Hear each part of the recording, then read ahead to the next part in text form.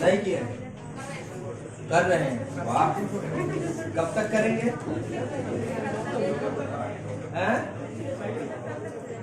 कल तक हो जाएगी, देखते हैं कब तक रिवाइज होता है। जो ग्रेजुएट है वो एसआई का फॉर्म आने वाला है, तो रेडी रहिए, ठीक है। सबसे बड़ा रोल जो है जीएस में वो आपका किसका है जी? पॉलिटी का है। सबसे बड़ा जो रोल है उसमें किसका है?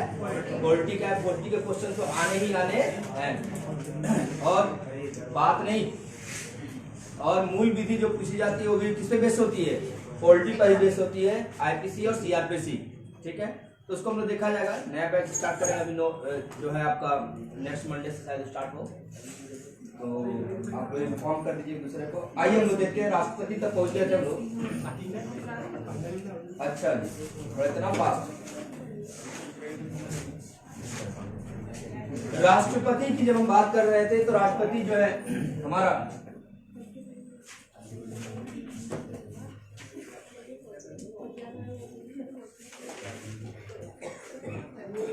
भारत के राष्ट्रपति की बात नहीं बेटा, बिल्कुल नहीं, टाइम नहीं है। भारत के राष्ट्रपति की हम बात कर रहे थे, तो हमने बताया था कि भारत के राष्ट्रपति बनने की योग्यताएं क्या क्या होनी चाहिए। मिनिमम 35 वर्ष उम्र होनी चाहिए, ठीक है।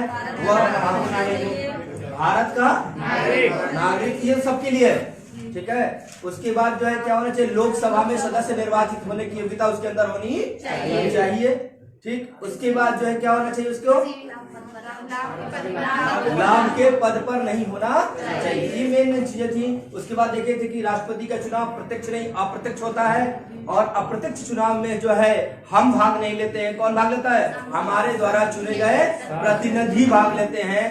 तो विधान जो है निर्वाचन मंडल के द्वारा राष्ट्रपति का निर्वाचन किया जाता है।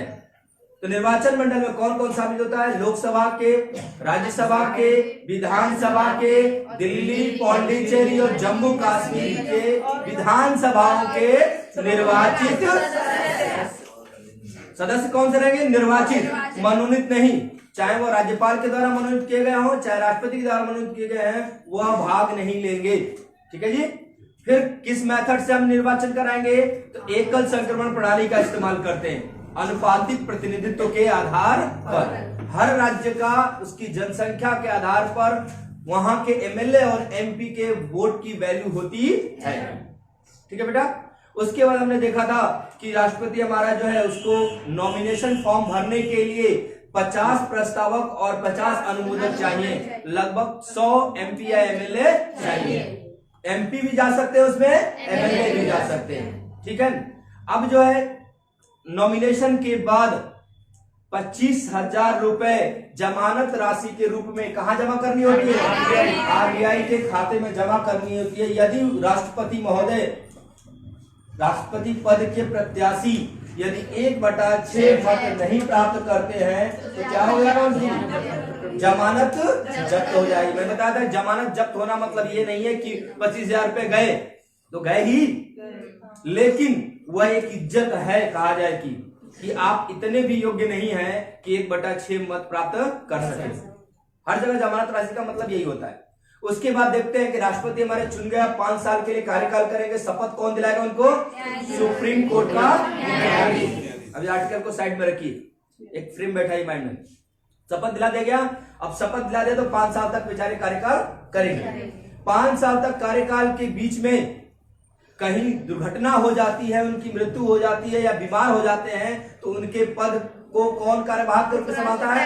उपराष्ट्रपति। उपराष्ट्रपति अनुपस्थित हो तो मुख्य न्यायाधीश, भारत का मुख्य न्यायाधीश। वह भी अनुपस्थित हो तो वरिष्ठतम न्यायाधीश। आगे समझ में? तो सब यह इसका, और सारे वेतन, सारे सिस्टम, सारी फैसिलिटी किसकी? राष्ट्रपति जी उसको मिलेगी जो कार्यवाहक के रूप में कार्य करेगा। लेकिन पद खाली होने के 6 महीने के अंदर इलेक्शन कराना जरूरी है। इलेक्शन कराता कौन है? निर्वाचन आयोग कराता है, ठीक है जी। अब जो है उसके बाद राष्ट्रपति को यदि हटाने की भी प्रावधान है, वो स्वेच्छा से भी त्याग पत्र दे सकता है कि अब मैं राष्ट्रपति नहीं रहना चाहता हूं, तो अपना त्याग पत्र किसको देगा? राष्ट्रपति महोदय को दे देगा, ठीक है जी। और यदि चाहता है यदि वह संवैधानिक तंत्रों का उल्लंघन करता है या संविधान के किसी पक्ष का उल्लंघन करता हुआ पाया जाता है तो संसद जो है अर्ध न्यायिक बन जाती है, संसद न्यायालय की तरह कार्य करने लगती है और वह जो है उस पर महाभियोग लाती है। आर्टिकल 61 के तहत। और महाभियोग लिया कहां से हमने, कल बच्चा पूछा था, अमेरिका से लिया है। ठीक है, कॉन्सेप्ट लिया गया हमने कहां से, अमेरिका से। अब संसद के किसी भी सदन में महाभियोग प्रस्ताव पेश किया जा सकता है, चाहे लोकसभा हो चाहे राज्यसभा हो। बेटा जी, लोकसभा में या राज्यसभा में किसी में भी यदि पेश किया जाता है, प्रस्ताव रखा जाता है महाभियोग प्रस्ताव, तो वहां के कम से कम 1/4 1/4 सदस्यों का सिग्नेचर होना उस पर जरूरी है। यदि लोकसभा में यदि प्रस्ताव पास हो जाता है तो राज्यसभा उसकी जांच करेगी, राज्यसभा में पास होता है तो लोकसभा जांच करेगी, मतलब जांच करके पता करती है कि रियल में जो प्रस्ताव लाया गया महाभियोग ये सही है कि नहीं। यदि सही है तो राष्ट्रपति क्या कर देगा, अपना त्याग पत्र देना पड़ेगा, मजबूरी है। लेकिन महाभियोग प्रस्ताव लाने से पहले 14 दिन का हम सूचना देते हैं किसको, भाई आपके खिलाफ जो है महाभियोग लाया जा रहा है, आप यदि चाहें तो क्या कर सकते हैं, स्वेच्छा से त्याग पत्र दे सकते हैं, नैतिकता कहलाता है। ठीक है, ये हम लोग टोटल जो है राष्ट्रपति के निर्वाचन से लेकर के उसको हटाने तक का प्रोसेस हमने देखा था कल। आज हम देखेंगे कि राष्ट्रपति के पास पावर क्या क्या है। ठीक है, और उसके बाद फिर से थोड़ा सा आगे बढ़ेंगे।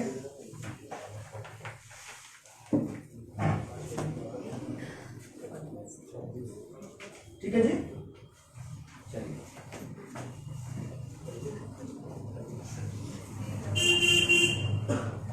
कहां तक हो गया था बेटा, बताइएगा। महाभियोग तो हो गया था। अब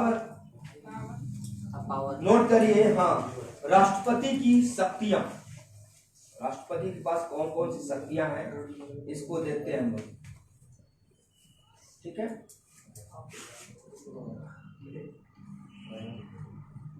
राष्ट्रपति के पास कौन कौन सी शक्तियां हैं, कैसे बात कर रहे हैं भाई, सोनू बाबू। हाँ बेटा, बात नहीं होगी। देखिए बहुत सारी पावर है राष्ट्रपति के पास। मैं एक दिन आपको बताया था कि राष्ट्रपति के पास सारे पावर हैं और राष्ट्रपति के पास कुछ भी पावर नहीं है कहा जाए तो, लेकिन है पावर तो बहुत ज्यादा है। जैसा अभी हम देखेंगे तो यदि हम यह चर्चा न करें कि कैबिनेट की सलाह पर, तो सारे पावर राष्ट्रपति के पास है। जैसे मैंने बताया था ना कि जो राजा होता था वह सभी कार्य तो करता था, लेकिन क्या करता था, अपने प्रधानमंत्री और जितने भी मंत्री होते थे उनकी सलाह पर करता था। अरे समझ में, तो वही देखेंगे हम लोग। देखिए सबसे फर्स्ट डालिए आपका कार्यकारी शक्तियां, राष्ट्रपति की कार्यकारी शक्तियां। मार्कर का है, कौन सा मार्कर नहीं है क्या?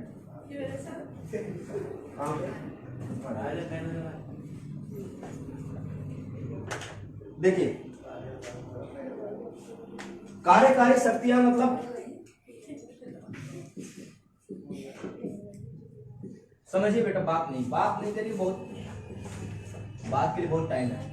कार्यकारी शक्तियां मतलब मैंने बता चुका हूं कि राष्ट्रपति क्या होता है, कार्यपालिका का प्रमुख होता है। और राष्ट्रपति कार्यपालिका का जब प्रमुख होता है तो उसके कुछ कार्य भी होंगे कार्यपालिका के रूप में। ठीक है, कार्यपालक के रूप में उसके कार्य भी होंगे। तो सबसे पहला है कि सभी कार्य जो भी सरकार करेगी, जितने भी कार्य सरकार करेगी, सभी कार्य किसके नाम पे किए जाएंगे, राष्ट्रपति के नाम पर। भारत सरकार की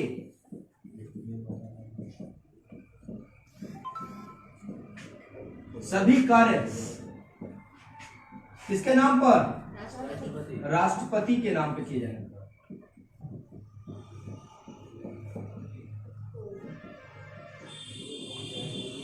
ठीक है बेटा, फर्स्ट पॉइंट याद रखिए कि सभी कार्य किसके द्वारा किए जाएंगे, राष्ट्रपति के नाम पर किए जाएंगे। मतलब जो भी एग्रीमेंट होगा वो क्या होगा, सब पर भारत के राष्ट्रपति की मुहर लगी होगी और सिग्नेचर होगा, जितने भी कार्य होते हैं। अब मैंने आपको इतना भी बता दिया था कि जो कानून बनेगा उस पे अंतिम मुहर किसकी पर लगती है, राष्ट्रपति की सिग्नेचर और मुहर उनकी लगती है, तभी वह विधेयक क्या बनता है, अधिनियम बनता है, बिल एक्ट बनता है। आ गया। अब इससे बड़ा प्रूफ क्या चाहिए। दूसरा पॉइंट लिखिए कि प्रधानमंत्री एवं अन्य मंत्रियों की नियुक्ति कौन करेगा, राष्ट्रपति। प्रधानमंत्री एवं अन्य मंत्रियों की नियुक्ति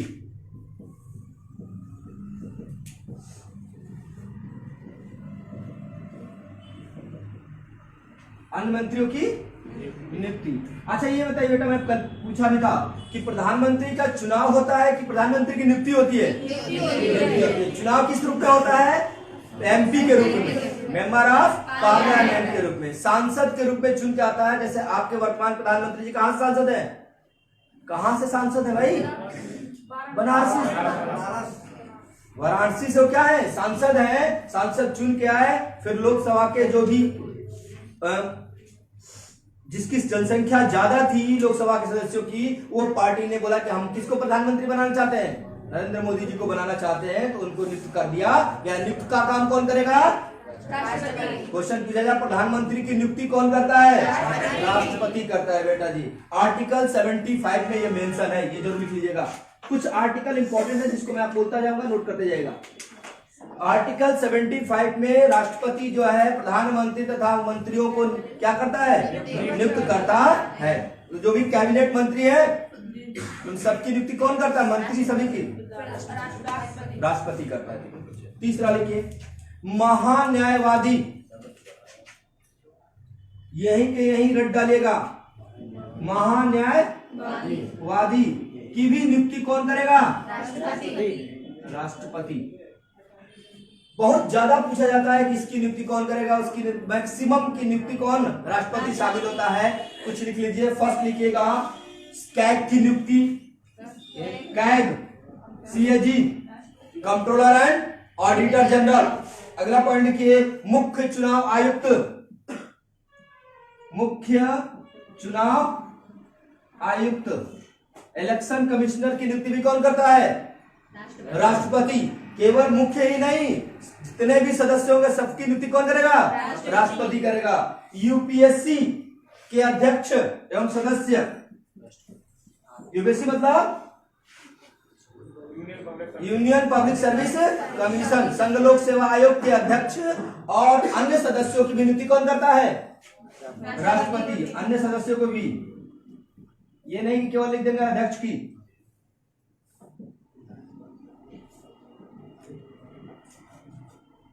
नेक्स्ट लिखिए राज्यपाल, राज्यों के सभी राज्यपालों की नियुक्ति कौन करता है, राष्ट्रपति करता है। हो गया जी। वित्त आयोग के अध्यक्ष की नियुक्ति कौन करता है, राष्ट्रपति। नोट करते चलिए फटाफट फटाफट। वित्त मंत्री नहीं, वित्त आयोग, ठीक है। वित्त मंत्री तो यहां मंत्री आ गए ना, सभी मंत्री आ जाएंगे यहां। वित्त आयोग के अध्यक्ष की नियुक्ति कौन करता है, राष्ट्रपति। ये सारे इसके पावर है। उसके बाद लिखिएगा SC ST OBC, SC ST OBC आयोग के अध्यक्ष की नियुक्ति भी कौन करता है, राष्ट्रपति। ठीक है। एससी एसटी ओबीसी, ठीक है। अनुसूचित जात, अनुसूचित जनजाति और अन्य पिछड़ा वर्ग आयोग के अध्यक्ष की भी नियुक्ति कौन करता है, राष्ट्रपति ही करता है। नेक्स्ट है बेटा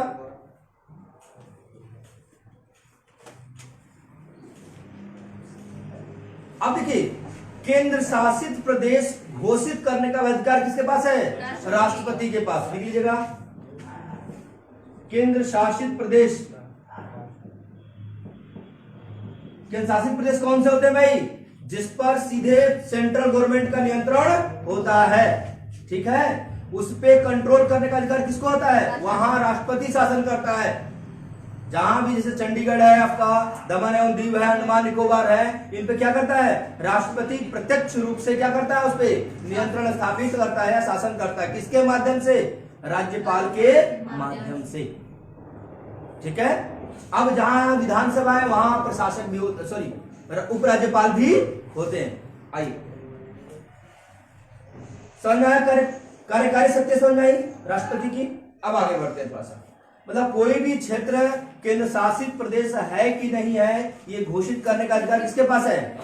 राष्ट्रपति के पास। जम्मू कश्मीर को और लद्दाख को क्या बनाया गया? केंद्र शासित प्रदेश बनाया गया, तो वो भी किसके द्वारा बनाया गया होगा? राष्ट्रपति के द्वारा। लेकिन मैं बेटा पहले ही बोल चुका हूं कि सभी कार्यों के लिए कैबिनेट की सहमति जरूरी है, अपने मन से नहीं कर सकते, क्योंकि यही लोकतांत्रिक प्रणाली है। हमने जिनको चुनकर भेजा है उनका रोल इंपॉर्टेंट है। आ रहा समझ बेटा जी? चलिए नेक्स्ट। हाँ जी, यूपी बंद करवा के क्या यूपी क्यों नहीं बंद कर सकता है? क्यों नहीं हो सकता है? बहुत सारे प्रावधान है, बन सकता है। कोई भी राज्य को केंद्र शासित प्रदेश बनाने का अधिकार है, लेकिन संसद से पास करके जाएगा तो। अरे समझे? मैं बोला इसका मतलब ये थोड़े है, मैंने बोल दिया कि सारे पावर किसको है? राष्ट्रपति को है, लेकिन कैबिनेट की सहमति के बाद या संसद की स्वीकृति के बाद। आ रहा समझे? उसमें लेकिन लगा हुआ है। ठीक है। जो बिल्कुल कोर पावर है वो मैं आपको बताऊंगा। राष्ट्रपति जिसपे बिल्कुल भी राष्ट्रपति का अधिकार होता है वह स्वविवेक का इस्तेमाल अपना करता है। दूसरा लिखिए विधायी शक्तियां। विधायी मतलब कानून बनाने संबंधी शक्तियां। कार्यपालिका शक्तियां समझ में आ गई? कार्यकारी शक्तियां समझ में आ गई भाई? कल पूछेंगे तब पता चलेगा।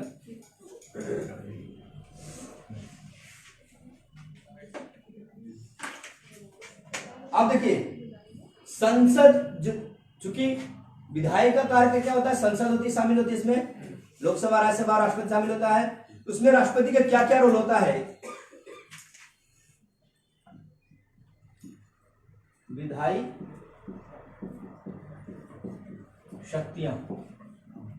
विधायी शक्तियों में सबसे पहला काम ये जानिए कि लोकसभा जो है संसद की बैठक बुलाने का अधिकार किसको है? राष्ट्रपति। संसद की बैठक बुलाने का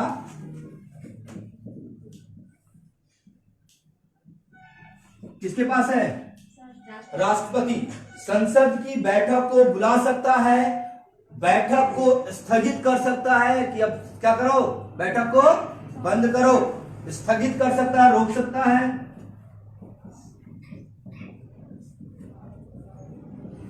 ठीक है बेटा, स्थगित भी कर सकता है। उसके बाद जो है बेटा संयुक्त अधिवेशन भी बुला सकता है।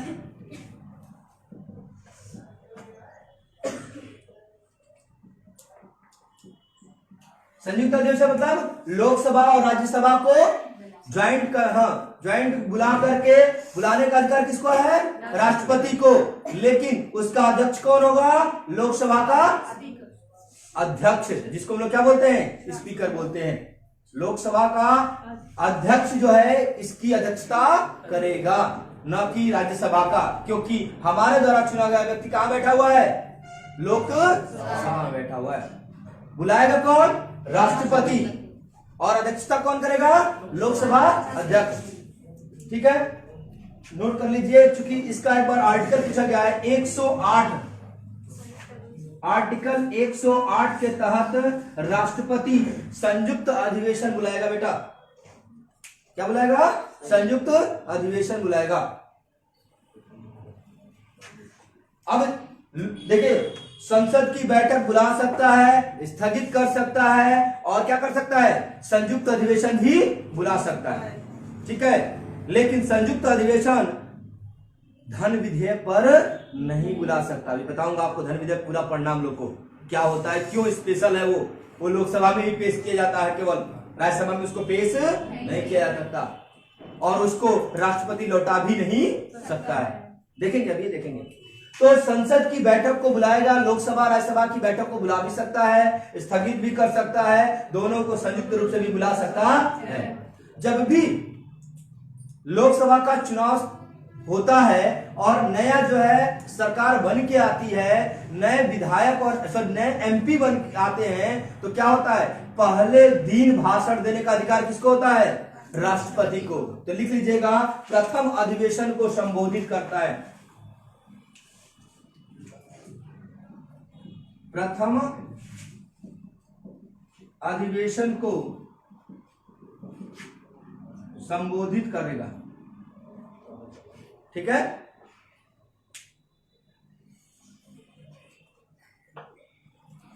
ओके बेटा।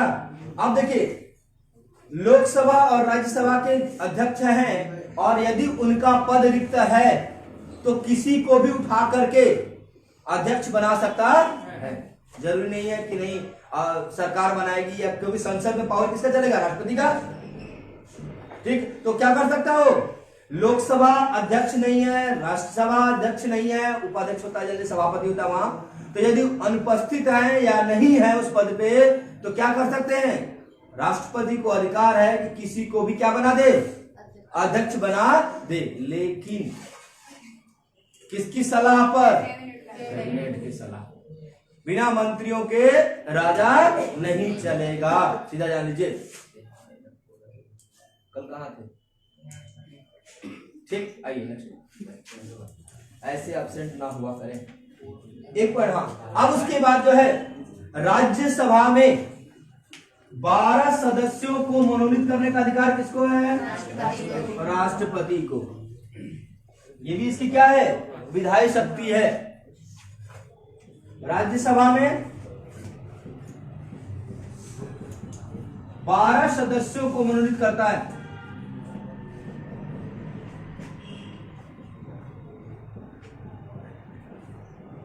बारह सदस्य जो होंगे बेटा, वह कला, साहित्य आदि क्षेत्र से हो सकते हैं। कला, साहित्य, विज्ञान आदि क्षेत्र से हो सकते हैं,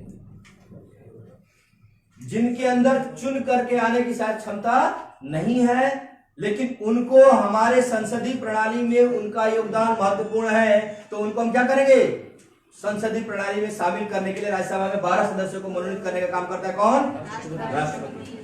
ठीक, अब देखिए, अब तक हम पढ़ते थे 2019 तक कि लोकसभा में भी क्या करेगा, लोकसभा में 2 सदस्यों को मनोनीत करते थे,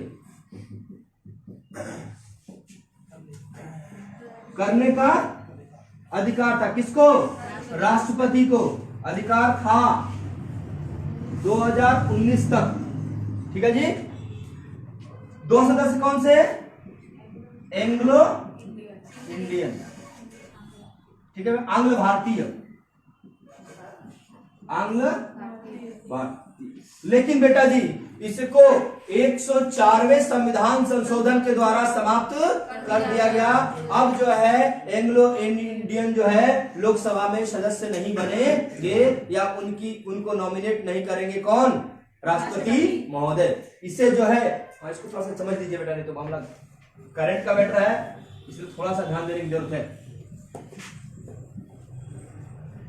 अभी 104वां संविधान संशोधन हुआ है, संविधान संशोधन 2019 में हुआ, 20 2020 में, ठीक, 1 जनवरी से लागू हो गया ना जी। हाँ, तो 104वां संविधान संशोधन हुआ है, उससे एंग्लो इंडियन जो है, इनके पद को लोकसभा में जो आरक्षित किया गया था, उसको क्या कर दिया गया, समाप्त कर दिया गया। अब 200 देखा गया, क्यों समाप्त किया गया कि 296 ही 2011 की जनगणना में मात्र 296 एंग्लो इंडियन पाए गए भारत में। तो 296 पर एक सांसद को बैठाना सही बात नहीं है, क्योंकि जनसंख्या, ब्रॉड जनसंख्या का आप देखिए, फतेहपुर सीकरी यदि है लोकसभा क्षेत्र, कितनी जनसंख्या होगी ना जी, और कहां 256 आ गया, तो 296 सदस्य थे, इसीलिए इसको क्या कर देगा, हटा दिया गया। अब थोड़ा सा समझ लीजिए, क्योंकि क्वेश्चन बनने की चांसेस है एंग्लो इंडियन से। अब तक 2019 तक इनके लिए सीटें रिजर्व थी, 2 सीटें, जिसको नियुक्त करते थे कौन? राष्ट्रपति महोदय करते थे। अब 2104 में संविधान संशोधन 2020 से इसको क्या कर दिया गया? समाप्त कर दिया गया। साथ ही यह जानना जरूरी है कि प्रथम, आपसे पूछा जाए कि प्रथम एंग्लो इंडियन होता क्या, पहले समझ लीजिए है क्या। देखिए, जब भारत स्वतंत्र हुआ, सुनिए बेटा, जब भारत स्वतंत्र हुआ तो कुछ ब्रिटिश भारत में रह गए। कुछ ब्रिटिश क्या रह गए? भारत में रह गए। भारत की नागरिकता उन्होंने स्वीकार कर ली। ठीक, भारत की नागरिकता स्वीकार कर ली, भारत के नागरिक बन गए।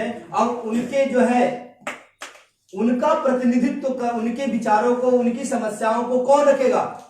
क्योंकि वो तो जो है कटे कटे रहेंगे, हमारे समाज में पूरी तरह से घुल मिल सकते नहीं है। उनके द्वारा बच्चे जो पैदा होंगे, यदि माँ भारत की है, बाप ब्रिटेन का है, ऐसे भी कई केसेस है, तो उनके संतान एंग्लो इंडियन कहलाए। और वह एंग्लो इंडियन न वहां का रहे न यहाँ का रहे।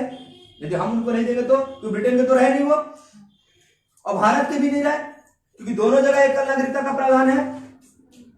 हमारे यहां भी है और ब्रिटेन में भी एकल नागरिकता है, सिंगल सिटीजनशिप है। तो अब समस्या ये आ गई कि इनकी बात को रखेगा कौन। इसलिए 2 सीटें लोकसभा में इनके लिए क्या कर दी गई? रिजर्व कर दी गई कि चाहे चुन के आए चाहे ना आए, इनमें से 1-2 को क्या करेगा? राष्ट्रपति नियुक्त करेंगे, ताकि अपनी बात वहां रख सके, अपनी समस्याओं का निराकरण करा सके संसद के माध्यम से। आगे समझे? तो सबसे पहले जो एंग्लो इंडियन थे जिसको नामित किया गया था, उनका नाम था फ्रैंक एंथोनी। एंग्लो इंडियन यही कर लीजिए, फिर देखते हैं। एंग्लो इंडियन प्रथम जो थे वो कौन थे जिसकी नियुक्ति की गई थी लोकसभा में? Frank Anthony. फ्रैंक एंथोनी जो है वह प्रथम थे। इंपॉर्टेंट क्यों है? देखिए, क्योंकि अब क्वेश्चन फिर से बैक आते हैं संविधान निर्माण के समय। संविधान निर्माण की प्रक्रिया में एकमात्र एंग्लो इंडियन सदस्य थे कौन? Frank Anthony. संविधान सभा के सदस्य थे कौन? Frank Anthony. और All India Anglo Indian Association के अध्यक्ष भी कौन थे? Frank Anthony. और जवाहरलाल नेहरू जी से इनकी अच्छी बनती थी। ठीक है, तो इन्होंने ही बताया कि हमारी समस्याएं कौन सुनेगा। इनके प्रस्ताव पे क्या रखा गया? 2 सीटें आंग्ल भारतीयों की रखी गई।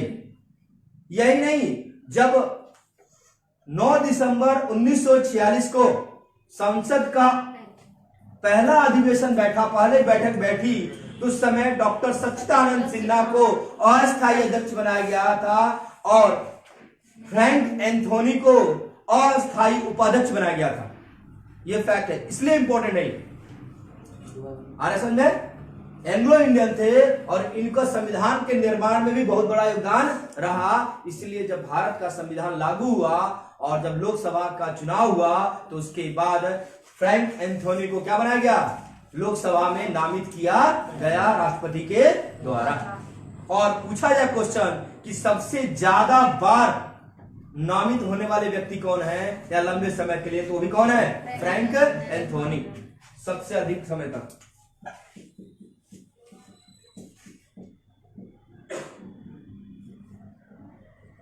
अधिक समय, ठीक है जी।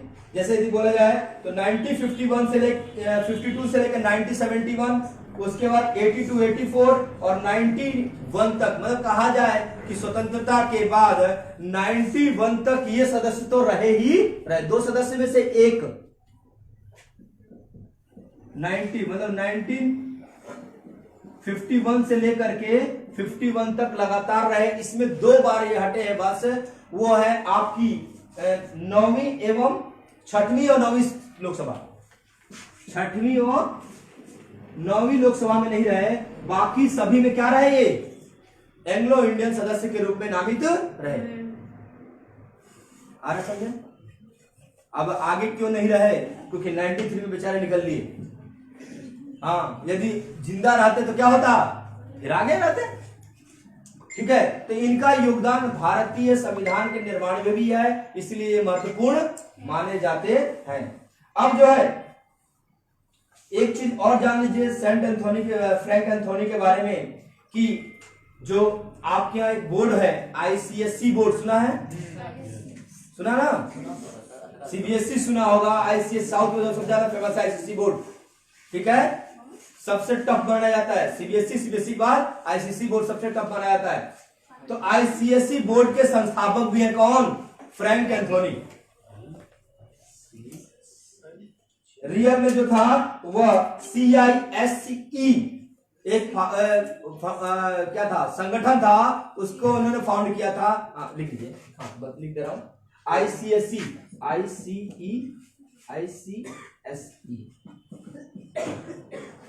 बोर्ड, ठीक है जी।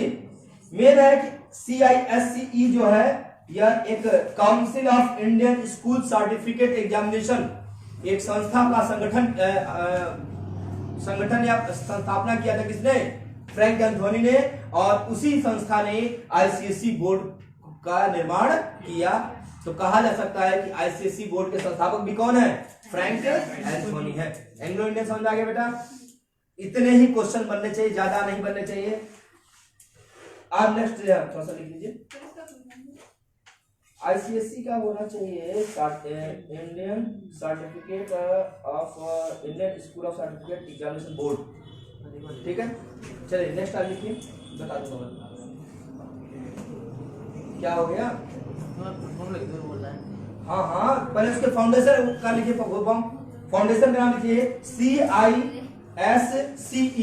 जब दोनों चीज लिखना तो लिखिए CISCE, ये फाउंडेशन था उनका। इसका फुल फॉर्म लिखिए, एक काउंसिल ऑफ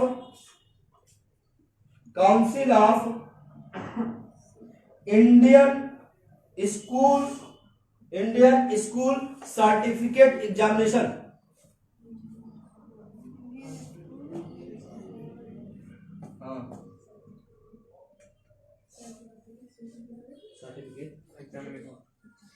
एग्जामिनेशन।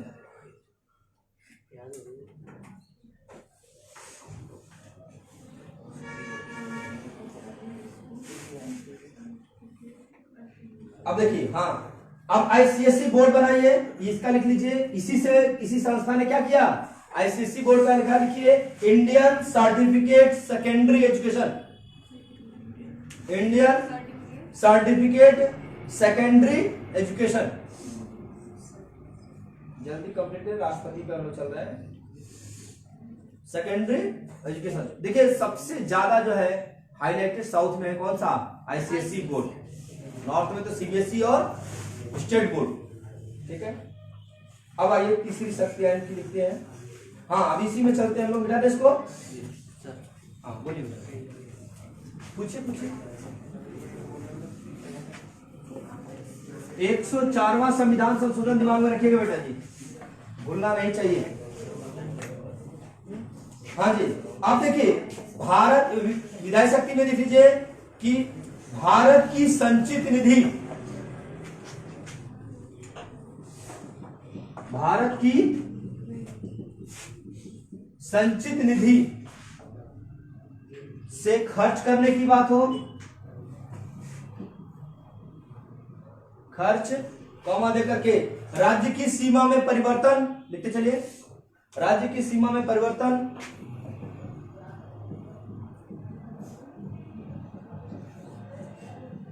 राज्य की सीमा में परिवर्तन, नए राज्य के निर्माण,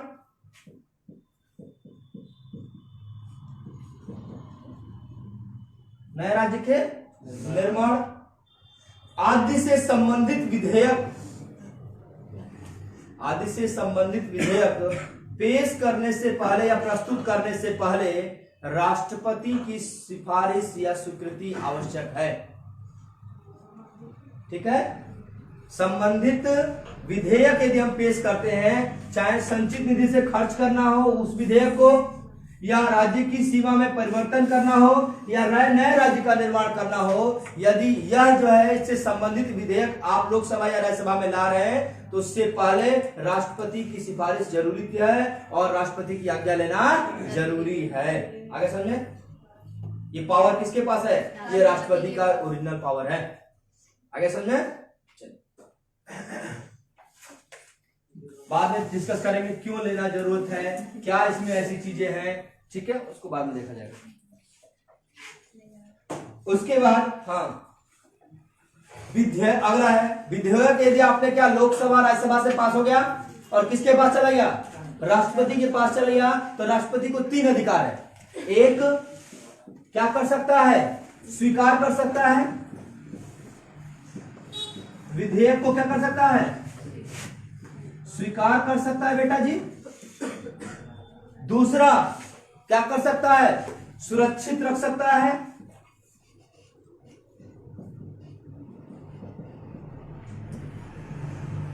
और तीसरा, पुनर्विचार के लिए लौटा सकता है।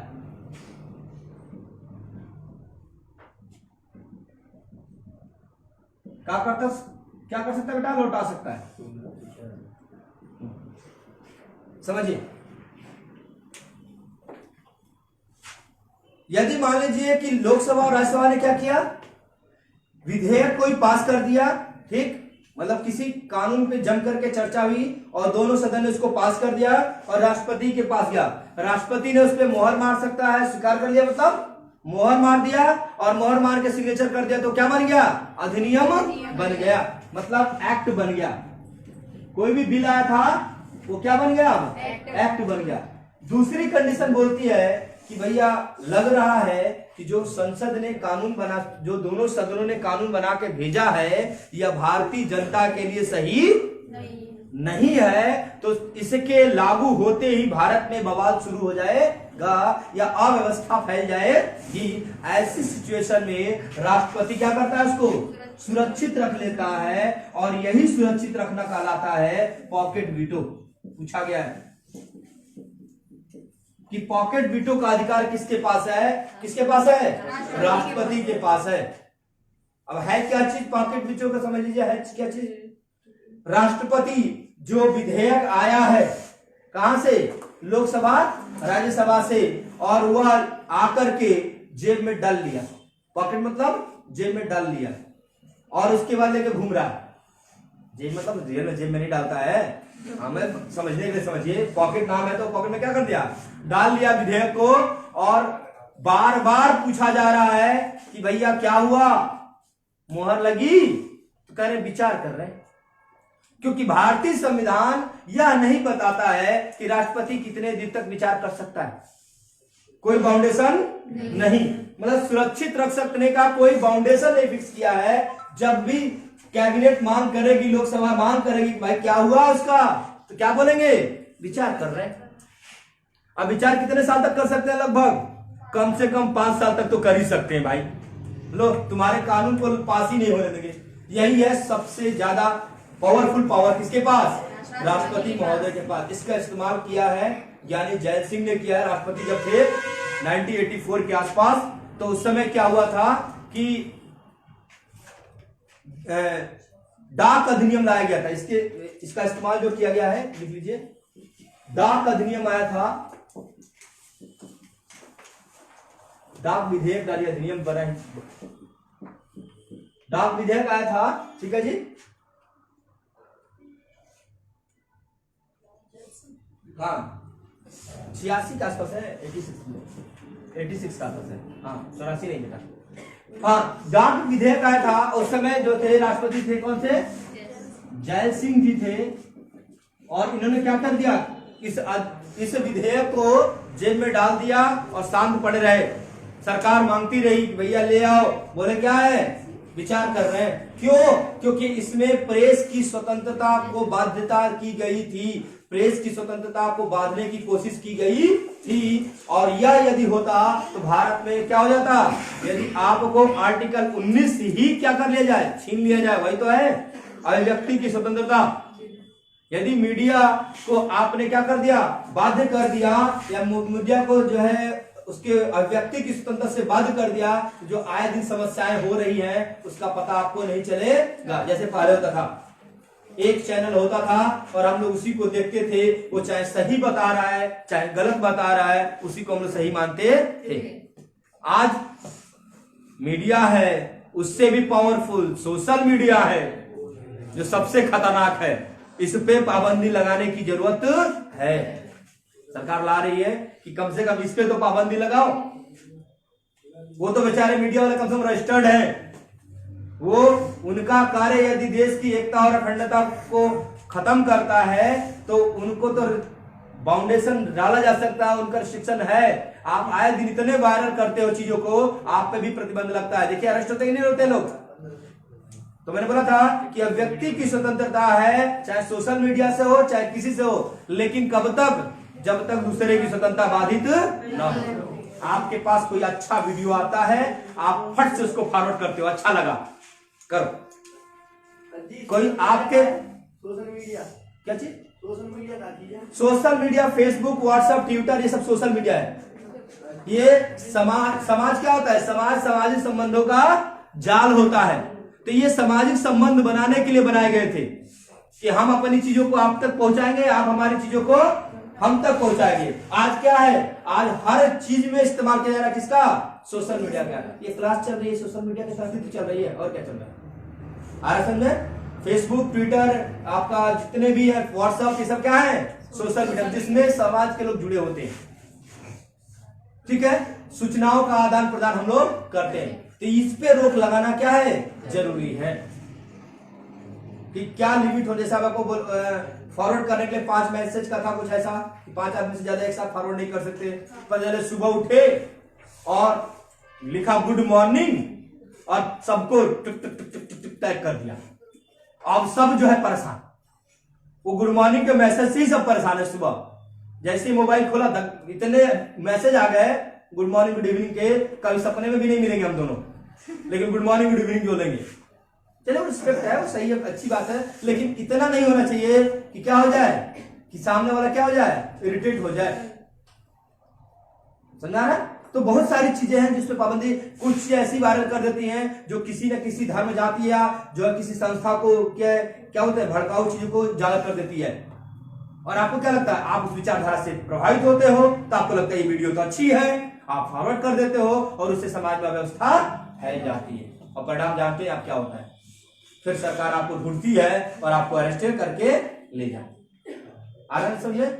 बहुत सारे केसेज है, मैं चर्चा नहीं करूंगा उन पे। आइए आगे बढ़ते हम लोग। तो फर्स्ट क्या है?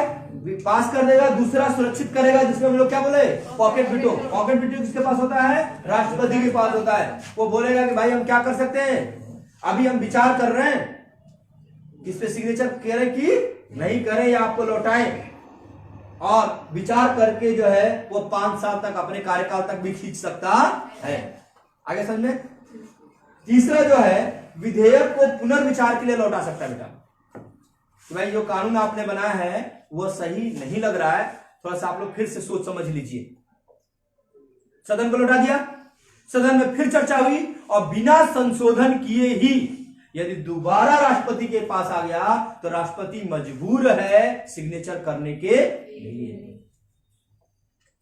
मतलब ये बता रहा हूं, संशोधन कर गया तो अच्छी बात है, संशोधन नहीं भी किया गया, हुबहू उसी को भी वापस लौटा देगा राष्ट्रपति के पास, तो राष्ट्रपति मजबूर है क्या करने के लिए? सिग्नेचर करने के लिए। उसको सिग्नेचर करना ही पड़ेगा, दोबारा लौटा नहीं सकता, एक बार पुनर्विचार के लिए भेज सकता है। आगे समझे बेटा? तीनों कॉन्सेप्ट समझा है? अब पूरी संसदीय प्रणाली हम लोग पढ़ रहे हैं राष्ट्रपति के सहयोग से। ठीक है, अब आइए आगे बढ़ते हैं।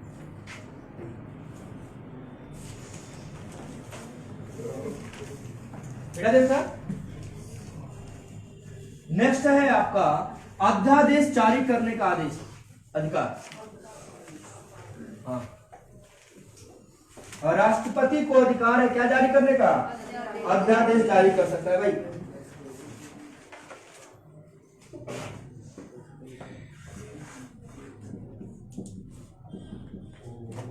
अध्यादेश जारी करने का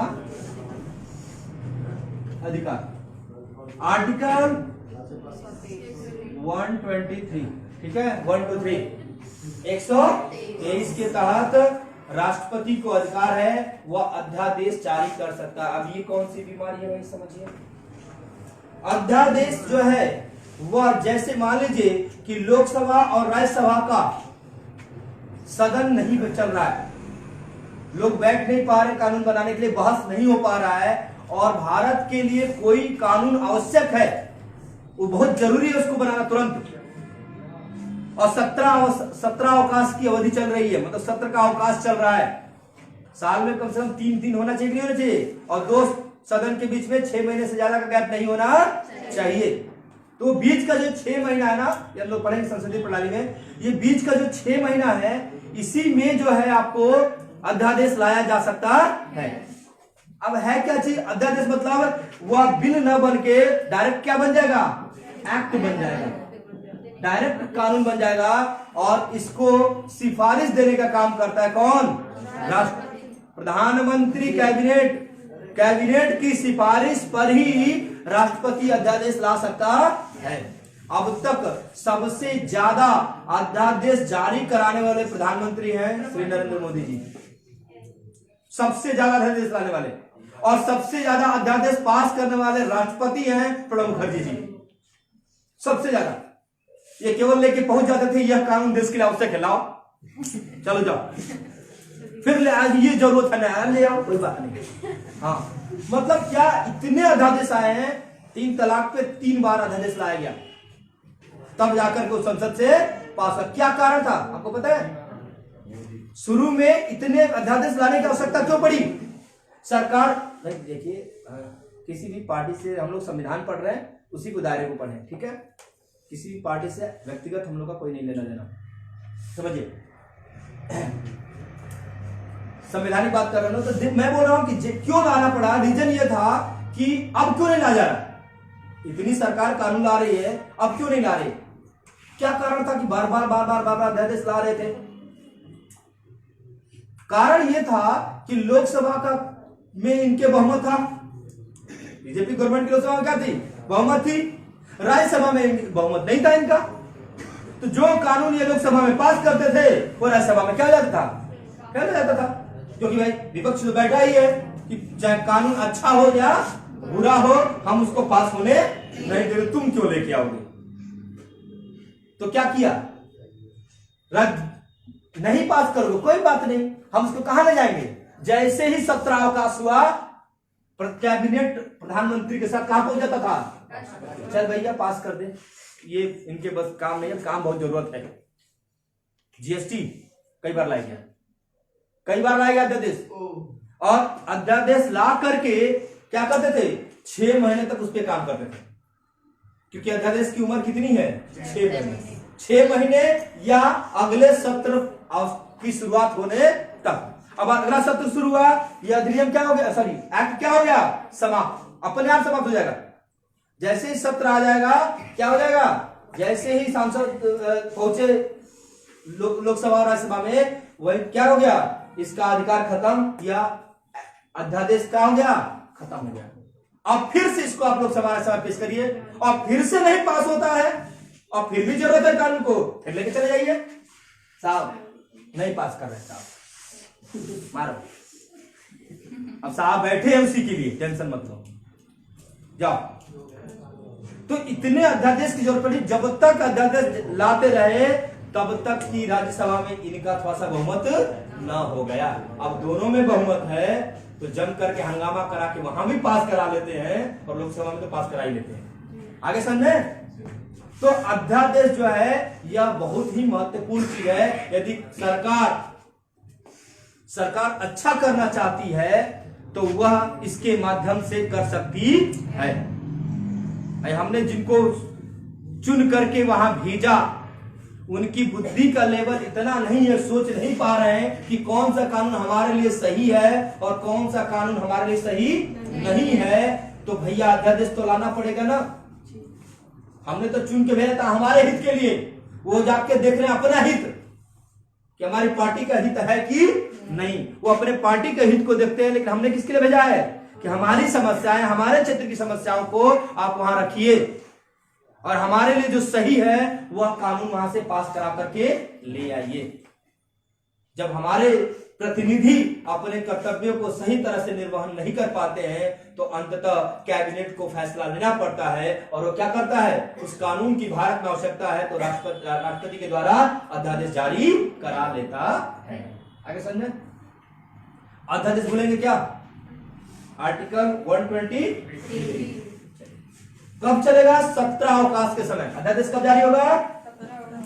हाँ, सत्र अवकाश। लिख लिया करिए, चेहरा मत देखते रहिए। सत्र का अवकाश चल रहा हो तो अध्यादेश जारी हो जाएगा। कब तक? अगले सत्र तक, अगले सत्र तक या 6 महीने मैक्सिमम है ये। और फिर से लाया, एक ही कानून पे कितनी बार अध्यादेश लाया जा सकता है? जितनी बार चाहे उतनी बार, कोई बाउंडेशन नहीं है। जिस तरह उधर है ना, राष्ट्रपति कितने दिन तक विचार कर सकता है ना, मेंशन है कहीं, और फिर 5 साल फिर राष्ट्रपति बन के आ गया तो फिर बस रखा रहेगा आराम से चल, तो कोई बाउंडेशन नहीं है। 5 साल तो इसलिए बोलते हैं बेटा कि अपने कार्यकाल तक तो रखेंगे। अगर सरकार की बात आप नहीं मानेंगे तो अगली बार सरकार आने देगी, क्योंकि निर्वाचन मंडल में लोकसभा, राज्यसभा, विधानसभा के सदस्य होंगे कि नहीं होंगे, तो आपको राष्ट्रपति बनने नहीं देंगे। आ रहा समझे? अब अध्यादेश हो गया। अब एक और पॉइंट लिख लीजिए, कैग यूपीएससी लिखिए। नेक्स्ट पॉइंट, कैग मतलब कंट्रोलर एंड ऑडिटर जनरल।